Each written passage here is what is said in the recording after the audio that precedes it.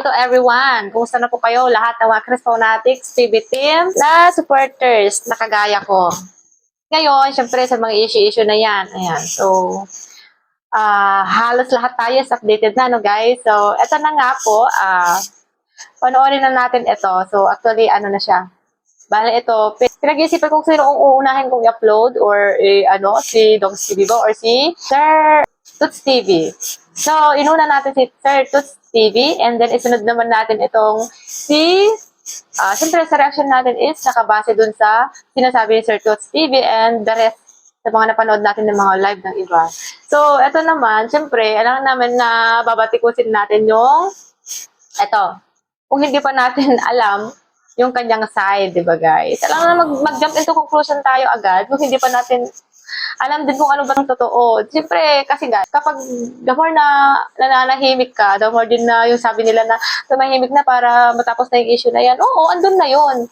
Pero yun nga lang, kung minsan, yung pagiging tahimik natin, hindi natin malalaman kung ano yung totoo or parang sa pagiging tahimik, halimbawa sa buong team, no? Hindi lang ito sa PB team. Halimbawa, buong team. Ayan. So, may nangyari sa member ng team, ganun. Tapos, kayong lahat is nananahimik lang, pero may nagsalita na, pero hindi man nila sinabi or pinoint out kung sino yung mga yon. Siyempre, mga tao talaga magkakagulo. Siyempre, ang mangyayari ngayon, siyempre, may nagsalita na sa buong team. Nagsalita. Hindi naman nila pinoint out kung ano bang nangyari, ano bang kasalanan.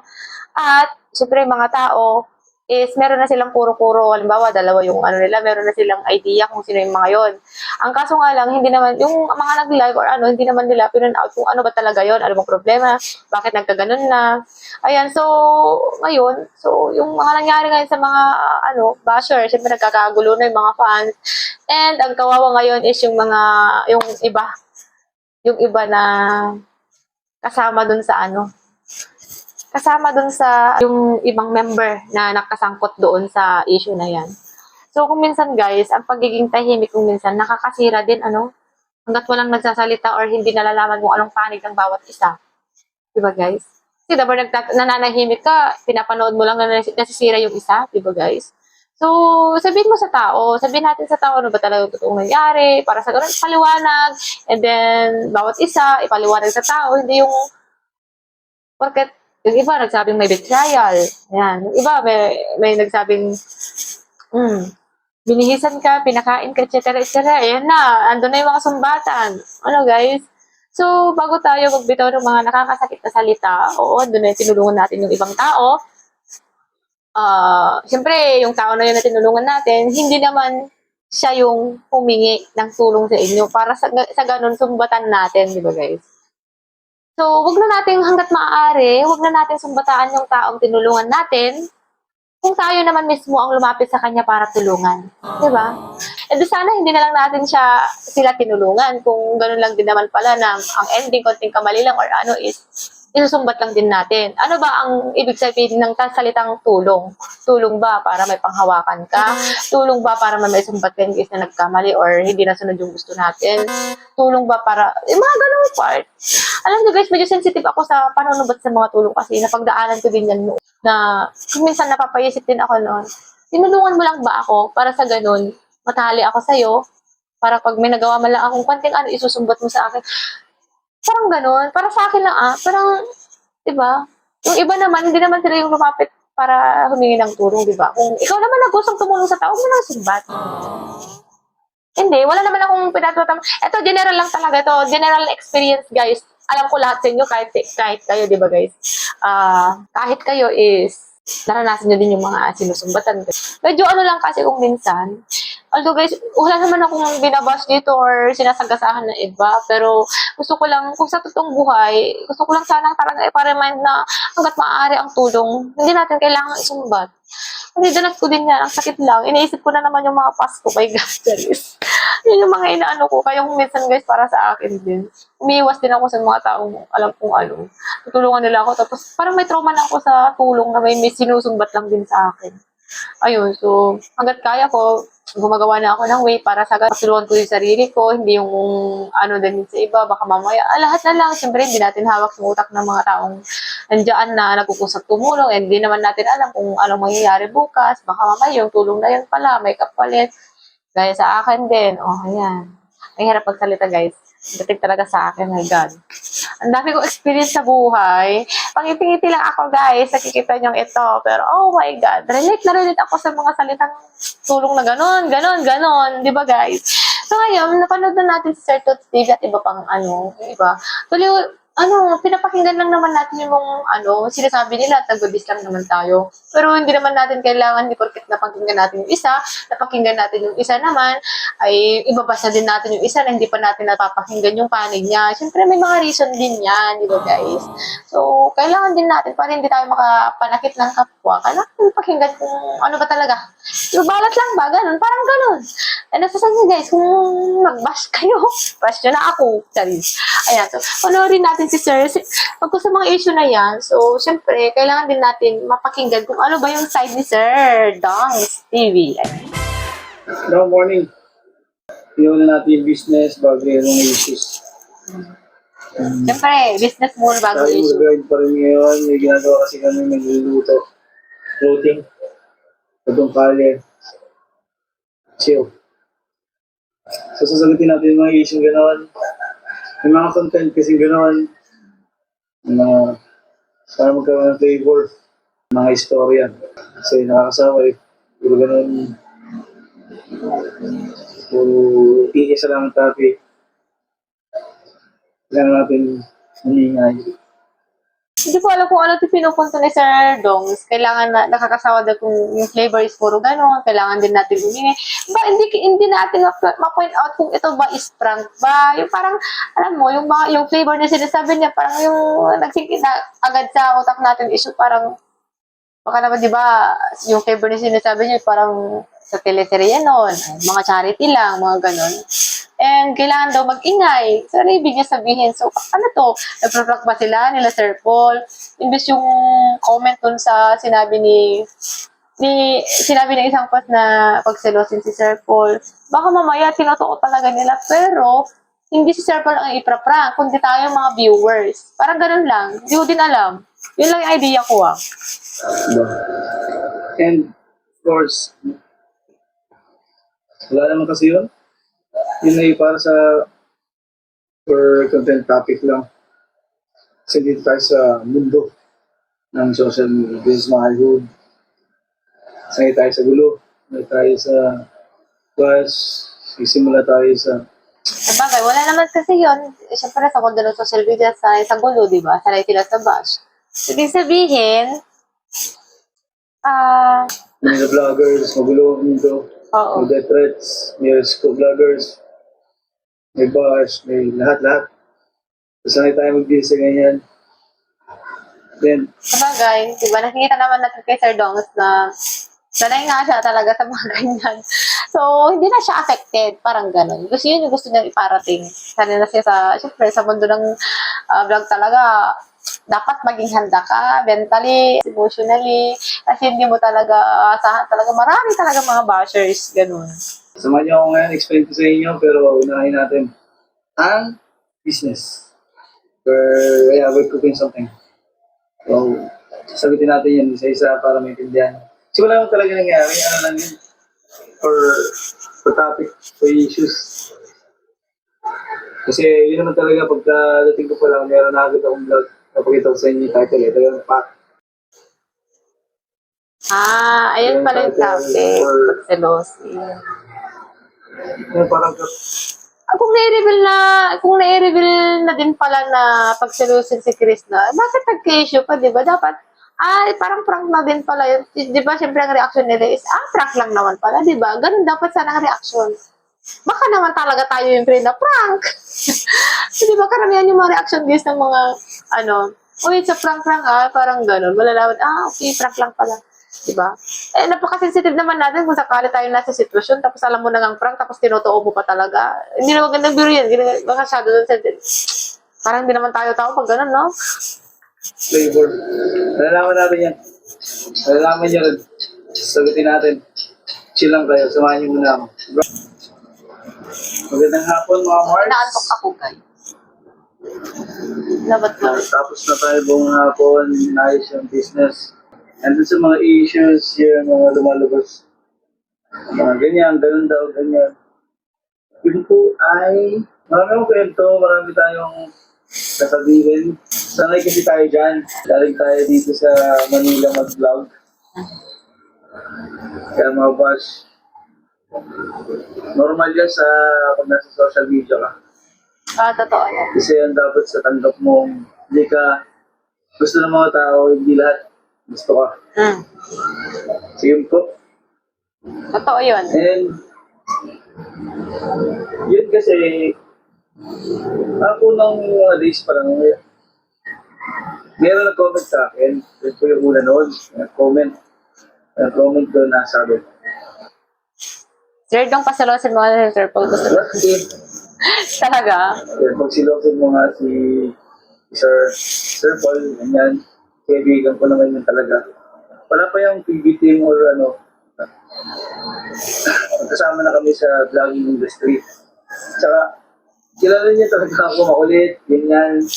Kilala Sabi naman ko, pala. ano naman pwede? Hindi ko kasi alam yung istorya nila, ano yung mga vlog nila bago ako umuwi. Alam ko lang yung kaibigan ko yung tao. Yes, sir, for kaibigan ko yun. Yun, may mga ganun kasing bagay sa social media para magkaroon ng istorya or yun nga, kaninang umaga, favor, sabi ko, hindi naman lagi more on charity. May kapagita ka ring side na comedy and mga bagay na interesting, love team, ganyan. Mga naman, prank talaga. Hindi ko alam yung Prank pero may... history nila na about sa tertiary na ganyan. So sabi, Ayun nga, may nabasa kasi ako na baka daw prank. Oo nga no, naisip ko din, baka nga daw, parang ganito guys no. Maraming nagsasabi na prank daw to. Malamang pre-na-prank tayo, ganon. Or prank ito. And ngayon, may mga nagsasabi na nagtatanggol sa kabila, pinagtatanggol sa kabila. May nagsasabi na kawawa si ganito. Pero hindi nagsasabi na kawawa naman siya kasi siya yung pinagbunto ng lahat ng bash, di ba? At saka what if lang para sa akin, sa mata natin, is kawawa talaga siya. Pero, alam niya na prank din yon. At saka hindi niya na tinitik yung mga bash sa kanya. Ano yun? Gets mo yun? Parang, okay lang kahit i-bash ako ng madaming, at least alam naman natin na pinatrank lang natin yung mga tao. Parang ganun, guys. Sabi si Sir, yata na, yung utak si Sir Paul talaga is pag ganun-ganun, hindi mo alam kung saan yung direction niya, hindi mo alam kung may pabago-bago, parang ganun, hindi mo mababasa talaga. What if lang talaga, since wala pa yung PB team pala noon, magkaibigan na sila, so what if lang, na nagkasanggan ng dalawang kalokohan nila nung wala pang PB team, tapos yung prank na sana yun na ganun, alam mo ni Sir Paul, tapos kunwari, di ba, ay mga ganon, walang natin. Ang hirap kasi pangunahan, di ba guys? Basta sabihin ko lang sa inyo, mag-observe na lang tayo. Makinig. Ang hirap naman. oo nga, no, pwede naman kasi mahilig ako gumawa ng mga content na parang may laman, may parang topic na pag-uusapan. So, yun, nag-discuss din kami dahil about niya, kita niyo naman yung mga art ko sa katawan, ganyan, ng art. So, mahilig din siya. Si Chris na sa mga usapan namin about sa mga ganito. Kasi di ba guys, ito lang nag-aaway-away itong mga to. Talaga nagpaparinigan sila ng masasakit na salita sa social media, no? Ang lang namin, sabi naman nila, is, yung galing na ahas, is sa basher lang naman yung galing yun, hindi sa kanila, di ba? So, yung mga narinig natin, nawala lang tiwala, yung ayun. Baka lang no guys. Baka, nagbabaka sakali. Mga meaning ng mga to. So, hindi talagang close lang naman, hindi naman super close kasi close talaga siya doon sa mga samay lang guy. Kasi pare-pareha sila ng language, language barrier. Ay kami hindi Tagalog ko, medyo hindi ko alam yung mga sinasabi nilang Bisaya. Although yung tatay ko ay Bisaya from Surigao. So, maintindihan ko ibang salita. Pero hindi lahat. Napakita ko nga sa inyo yung lugar dito. Pagka tayo mag-tuloy-tuloy. Hindi lang naman, yun. Meron talaga. Tapos yung mga, may ako kami sa mga Sir, bilisan mo naman. May pa-eksena ka pa dyan. meron po kaming vlog about yun dito sa art. So, para magkaroon ng awareness yung mga tao na hindi lahat ng tattoo or may tattoo na tao. Masamang ay tao. Kailangan natin i-judge or Oh.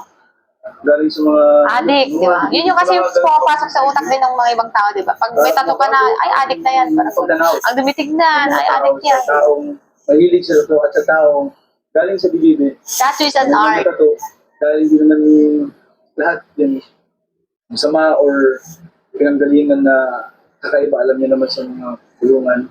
Pagbago lang yan sila, pinabago natin na meron pagbabago. Meron silang disiplina, meron silang natutunan sa loob, maging mas makatao sila.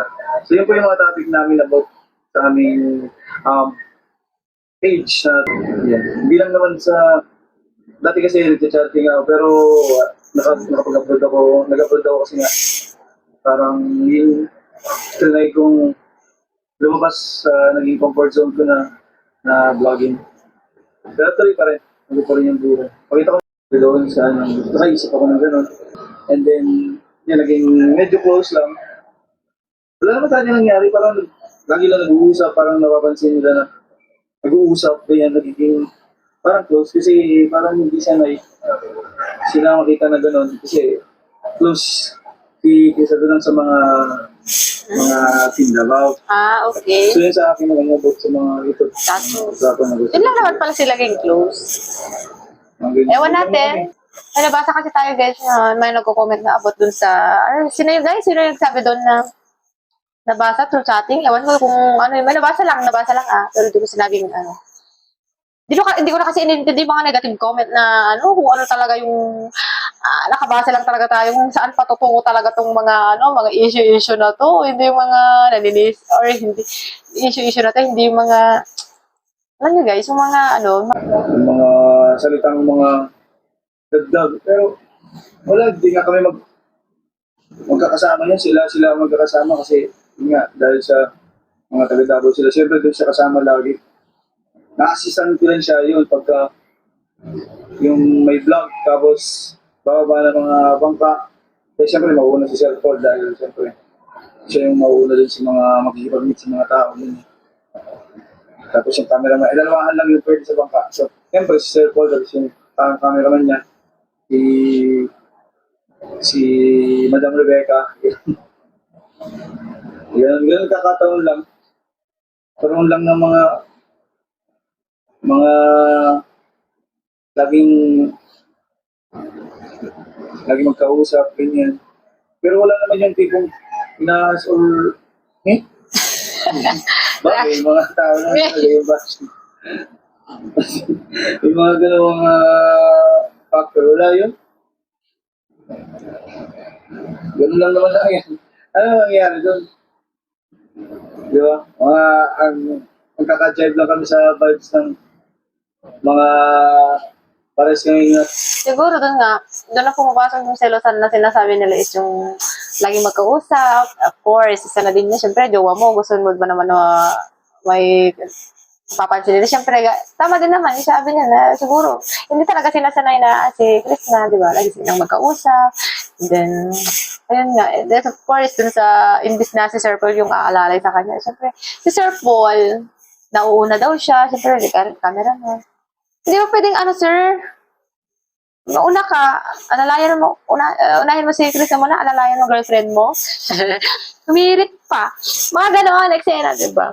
Eh, siyempre siguro, hindi niya na siguro nakita na, walang nag-aalalay. So, gentleman naman ito. So, inalalayan niya siguro yan. So, nagkaroon na yung mga gano'n-gano'n. Mga gano'n, ewan ko. Sa akin lang yun, guys, Hindi ko sinabing gano'n din yung opinion nyo. Bahala kayo dyan. Basta, yun lang din naman yung nag-ano sa atin, na bahala na kayo dyan, mag-judge. joker, tapos mahilig din magsasayaw-sayaw, gano'n. Yun lang yun. Baka may mga issues sila noon na narigdag lang siguro, pero for me, ang pababaw naman na naging parang ilang araw lang yun, may pauwi lang naman kami naging medyo close, hindi naman super close, medyo close lang. Ang pinagawa nilang mga, yan, sabi niya sa akin, siyempre pagka kasama doon lalabas doon sa mga lugar doon, hindi naman ako dumidikit doon or dumidikit sa akin, wala namang gano'n, naglalakad kami lahat, sabay-sabay. Ganyan. Tapos naglalakad ako minsan one time, kasama ko din si Master Ringling nung pabalik na, may nagbigay ng bracelet, yung isang bata na tagahanga ni Chris na and ni Sir Paul. So, meron ginawang handmade bata. Yun. Inabot sa akin, tapos sinabi ko kay Master Ring, may binigay na ganito para doon kay sa kaibigan natin, si Chris na. Ay, yun lang naman. Ang mga pagkakataong gano'n. Ano ba yan? Ang gulo-gulo nyo lahat kasi eh. Pero masaya ako dahil yung kaibigan Sana hindi na lang kasi sumama si Chris na sa Mindoro. Ayan tuloy. Yung nag-iisang prinsesa, pinagkakaguluhan na, nagka-issue-issue na. Ay, naku, Diyos ko, Lord. Maayos din nyo yan, guys. Sa ating positive lang. At huwag nyo nang palalahin yung mga basher na yan. Mag-stop na kayo. Ayan, manood na lang kayo. Makiramdam na lang tayo. Malay natin, nagpapalamig silang lahat. Mamaya, doon na, ano, diba? Maayos din yan. Sir Paul, masaya ako kasi totoo yung pagmamahal na nararamdaman niya. Baka naman si Mr. Chick Boy. Charis, hindi. Hindi, di ba? Kahit naman kayong mga babae, di ba sa aura-aura ni Sir, Sir, di ba? Sa aura-aura naman ni Sir, parang, ano, di ba? Mabait naman siya, kasi nga siyempre sa aura-aura niya, lalaki-lalaki, parang ganyang tinginan natin. Dahil yung mga may tattoo, di ba? Pag may tattoo ka sabihin, ay, ano yan? Pag may tattoo, di ba? Anong unang tingin natin pag maraming tattoo? Ay, ano yan? Adik yan, di ba? Pero naman, itsura niya, hindi, chick boy. Parang gano'n. Ano yung mga, ano lang, impression lang natin ba? Impression? And then, ito, medyo nagat ko yung gusto niya. Siguro hindi kaya, ano, sa Ilocano guys, parang tinukod na. Parang sinubok niya kung gano'n pagmamahal ni Sir Paul kay Chris na. Parang gano'n. Tama din, parang doon na din pumapasok yung request ng isang followers niya na ano, pag silosin, siguro ay oo nga, sige nga, tingnan ko kung gaano niya kamahal si ganito. Parang gano'n, di ba? Minsan mga ganitong mga barkada talaga, hindi natin may iwasan na sinusubok-subok ng kala niya. Pero hindi naman, alam naman tatalunin niya. Di ba? Siyempre siguro, alam naman tatalunin niya yung barkada niya, kaibigan mo, tinatalo mo, di ba? Para lang, sa girlfriend niya, gano'n. Ano yung ibig sabihin? Hirap guys, kasi Ilocano talaga ako guys. Di ako makapag-express masyado ng Tagalog. Nag-stress talaga siya. Doon sa mga, yung may mga, isang TikTok lang naman yun, minsan, ganyan. Kasi, Yun. So, sabagay, kung nagselos din si Sir Paul, pag nagselos, ibig sabihin, mahal mo yung tao. Or pero di naman yung parang, ano, naaapakan yung ano nila, yung ego nila. Ego, naapakan nila yung pagkalalaki nila. Ito ba, pagkalalaki, ewan ko, basta naapakan yung ano nila, yung pride, parang gano'n. Pride! masaya ako, sana, paglaban niya yung pagmamahal na nararamdaman niya kasi hindi naman yan always na mararanasan ng tao. Totoo yun. Imagine, paglaban niya, siyempre, be a man. Oo, di ba? Be a man, ipaglaban mo. So, hindi porket may ganung mga eksena na yan, ikaw na, syempre, pag lalaki ka, ayusin mo yan. Usapin mo si jowa mo. Hindi lahat ng problema nyo, dalawa, kayo sa team is irarant nyo agad-agad sa social media or sa mga tao. Diba? Hanggat maaari, ayusin nyo muna in private. And then, saka, pag may mga napansin yung mga tao, dun nyo na, papaliwanag sa tao. Parang ganun ba? Diba? Hindi yung nagkagulo lang konti, ganito niyan, may napansin na yung tao, parang susunggab mo na agad, ipapangalandakan mo na gano'n, may pinapataman na, nagkagulo-gulo na, kawawa na yung ganito, may nasasagasahan na. Alam mo mga ganong eksena ba? Bahala na kayo guys, para sa akin lang naman yun. Ang, Siyempre, pag biyaman, lalaki ka. Di ba, tayong mga babae, pag ang lalaki dapat unang-una. Sila yung mga matitibay, sila yung mga sasandalan natin. So, oras lang tayo yung lugmok, sa oras tayo nagka-problema, yung jowa natin or asawa natin, dapat sila yung lakas din natin. Lakas din. Sila yung sasandalan ba natin? Kasi sila yung haligi, ano yun? Kasag-asawa. give and take yan. Siyempre, hindi naman laging, diba, ikaw ang iintindihin or dapat mag-iintindihan kayo. Totoo. Give and take mo. Hindi naman yun sa ang pag-ibigay ganun-ganun lang. Kailangan ipaglaban mo yan, ipakita mo. Ang pag-ibig ay... ang pag-ibig hindi lang tayo yung ganun-ganun lang. Siguro, ang gusto niyang point. Ayan. Di ba? Pag magjowa kayo, hindi lahat is parang kilig. Hindi lahat sa pag-ibig talaga, hindi lahat puro kilig, hindi lahat puro saya, hindi lahat puro in love ka lang lagi, hindi lahat lagi kayong nag-ano. Siyempre may mga away-away din yan, of course. Yun nga. Sa lalaki, talaga mag-effort ka para sa babae. Hindi yung nagtampo ng GF mo, is magtatampo ka din. Hindi na nagsasalita yung GF mo, ay ayaw niya, hayaan niya, hindi pwedeng gano'n, mas lalong lalala. Kung ayaw niya magsalita, hindi, gawin mo lang para mga ganon. Sincere pa. At siyempre, kung maaari, manligaw ka talagang ipakita mo sa girl. Hanggang maaari daw is manligaw, pakita mo sa girl. Hindi naman kasi pare-pareho, sir, yung panliligaw ng mga lalaki. Meron iba dyan. Ito hindi ko base lang sa observation ko kasi sa akin din, marami din tayong mga naging barkada, mga boys. Siyempre, nung college din talaga ako, guys. Mas ako sa mga boys. May mga lalaki talaga na nililigawan ka through text. Pag kaharap mo na, kayo na. Holding hands na, yun na. Pangalawa, nililigawan ka pero kulang pa yung effort. Yung isa naman, yung kaibigan ko na syempre, nakain isa kapag-asawa na din siya. Pero hindi namin nakalain na makakapag-asawa siya kasi isa siyang parang may pagkasilahis, parang ganon. Na hindi mo mawari kung bakla ba siya or straight siya. Yung galaw-galaw niya kasi, guys. Pero biruin mo, nag-anak na siya ngayon, di ba? Magugulat ka na lang, ay, lalaki ka pala. Di ba? Mga ganon. Kulang siya, yung iba, kulang din sa effort. Di ba, parang baguhan lang din sa pag-ibig. Hindi sila masyadong batikan sa mga sir, di ba? Buti sa'yo, sir, batikan ka sa panliligaw. Hindi sa panliligaw. Mga ganon, di ba? Iba-ibang parang talagang panliligaw. Pero yung mga babae na hindi kontento sa panliligaw ng jowa nila sa kanila, yung iba din is kontento na sila, basta ang mahalaga magkasama sila, masaya, gano'n, di ba?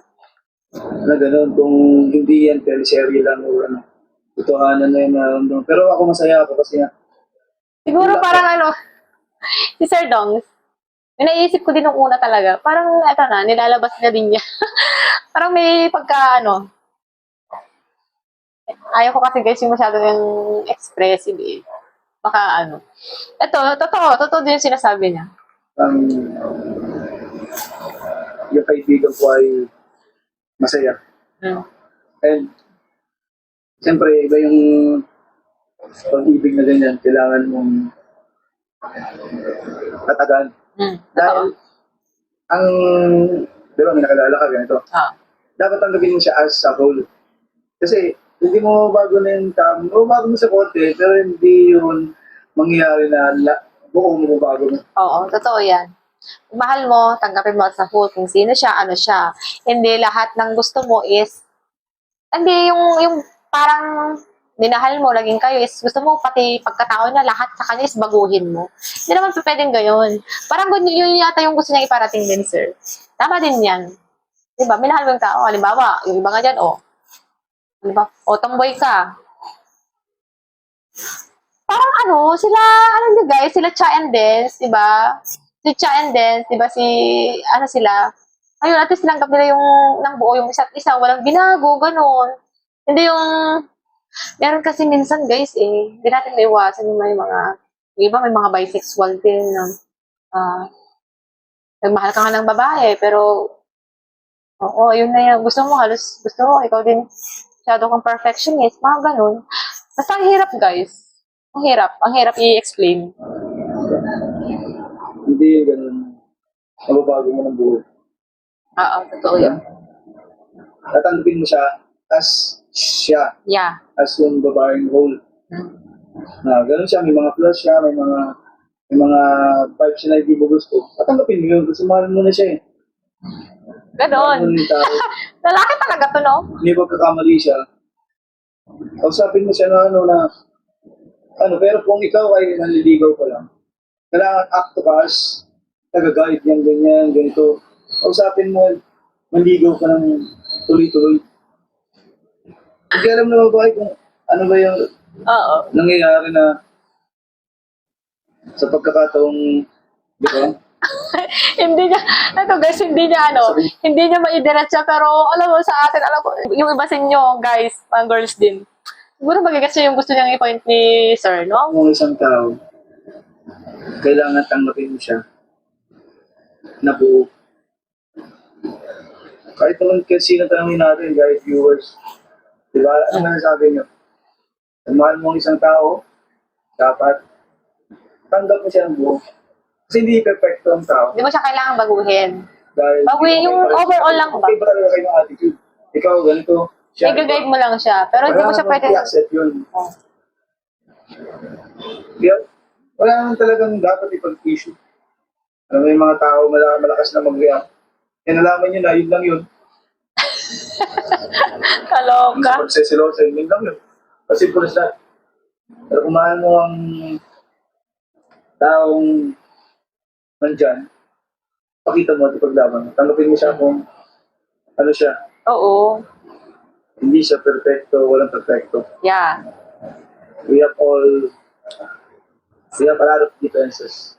Kasi lumaki ka sa pamilya na iba at yung ibang tao ay hindi lumaki Totoo yan.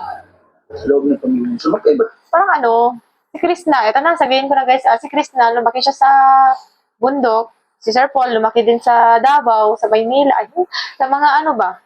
Si Krishna, innocente pa yan eh. Bumaba siya ng ano, si Sir Paul, dapat, ganon, i-guide mo yung ano, ganon. Tapos, ay, may stress na ako. Ano ba yan? Ano, magkaiba kayo pinalaki. Oo. May point talaga to si Sir, no? Ilagan mo na ako, pero kung mga tanong kayo, just comment, PM. Wala Totoo. akong problema yung bashing yan. Just normal lang. So normal for me. Yun, di ba? Kung gusto nyo, magkita-kita ba tayo eh? O, hindi sabihin nyo sa mukha ko kung ano yung binabash nyo ganyan. Di ba? May evidence kayo, talk shit. And you don't have evidences, shut up and chill. Yan ang buhay. Enjoy. Enjoy and chill out. And grind.